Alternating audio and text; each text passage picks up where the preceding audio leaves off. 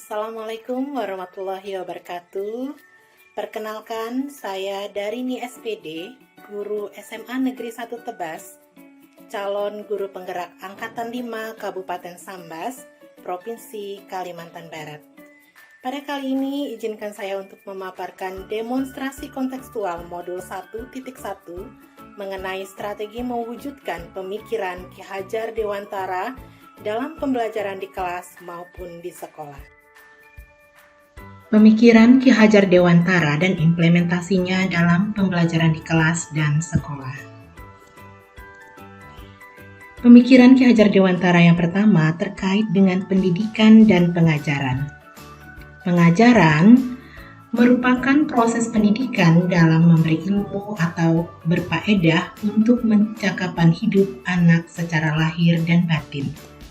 Sedangkan pendidikan adalah tempat persemaian benih-benih kebudayaan dalam masyarakat.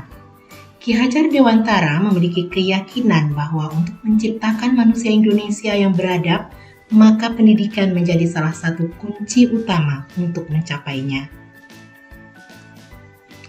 Ki Hajar Dewantara menjelaskan bahwa tujuan pendidikan yaitu menuntun segala kodrat yang ada pada anak-anak agar mereka dapat mencapai keselamatan dan kebahagiaan yang setinggi-tingginya, baik sebagai manusia maupun sebagai anggota masyarakat.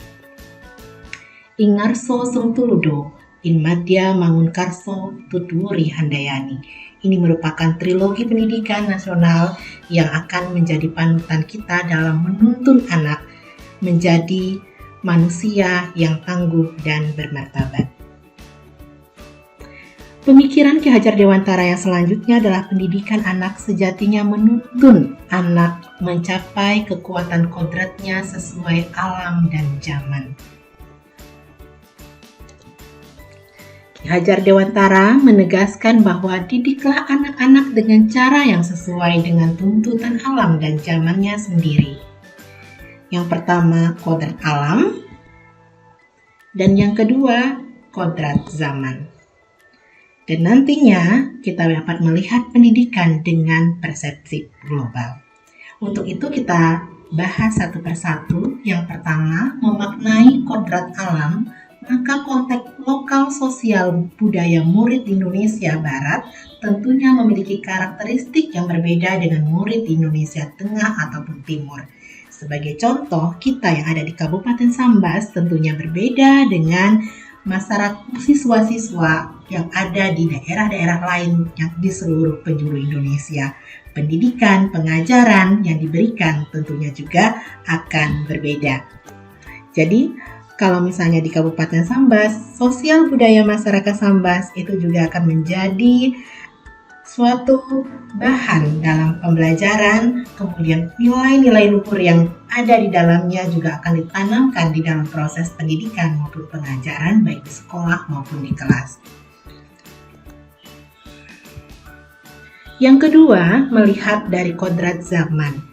Jadi pendidikan saat ini itu lebih menekankan kepada kemampuan anak untuk memiliki keterampilan abad 21 seiring dengan perkembangan zaman saat ini yang serba digital, di era big data, di era revolusi 4.0, di era globalisasi. Untuk itu, keterampilan abad 21 yang dikutip dari Trilling dan Fedel tahun 2009, yang mana dalam pembelajaran kita harus bisa menekankan pada kemampuan agar anak bisa yang pertama critical thinking and problem solving, creativity and innovation, collaboration, teamwork and leadership, cross-cultural understanding, communication, information and medical literacy, computing and ICT literacy, career and learning self-reliance. Untuk itu, dengan zamannya yang ada saat ini, tidak menuntut kita sebagai seorang guru menciptakan inovasi, kreasi, kreativitas untuk memberikan pembelajaran kepada anak yang bermakna sesuai dengan alam maupun zamannya. Mengenai pendidikan dengan persepsi global, Ki Hajar Dewantara juga mengaitkan bahwa pengaruh dari luar akibat daripada globalisasi tetap harus disaring dengan tetap mengutamakan kearifan lokal, sosial, budaya Indonesia. Oleh karena itu, isi dan irama yang dimaksud oleh Ki Hajar Dewantara adalah muatan atau konten pengetahuan yang diadopsi sejatinya tidak bertentangan dengan nilai-nilai kemanusiaan dan konteks sosial budaya yang ada di Indonesia. Kekuatan sosial budaya Indonesia yang beragam dapat menjadi kekuatan kodrat alam maupun zaman dalam mendidik anak. Dan yang ketiga, terkait dengan budi pekerti. Jadi budi pekerti merupakan keselarasan, keseimbangan hidup antara cipta, rasa, dan karya. Keselarasan hidup anak dilatih melalui pemahaman kesadaran diri yang baik tentang kekuatan dirinya, kemudian dilatih mengelola diri agar mampu memiliki kesadaran sosial bahwa ia tidak hidup sendiri dalam relasi sosialnya. Sehingga ketika membuat suatu keputusan yang bertanggung jawab dalam kemerdekaan dirinya, juga kemerdekaan orang lain.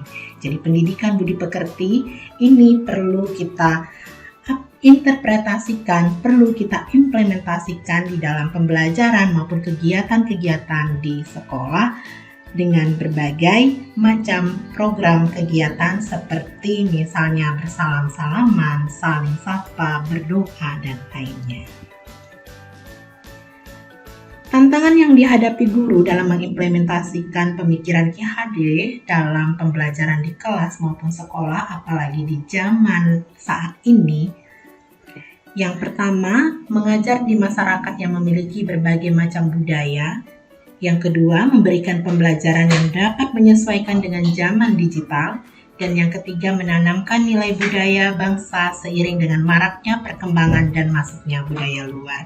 3 tantangan ini tentunya bisa kita cari solusinya dengan memberikan kemerdekaan kepada murid dalam kegiatan pembelajaran untuk berkarya dan berinovasi sesuai kodratnya tanpa memandang agama, ras, suku maupun lainnya, mengintegrasikan pembelajaran secara digital dan menuntun murid untuk berkembang menjadi pribadi yang tangguh dengan menanamkan nilai-nilai budaya.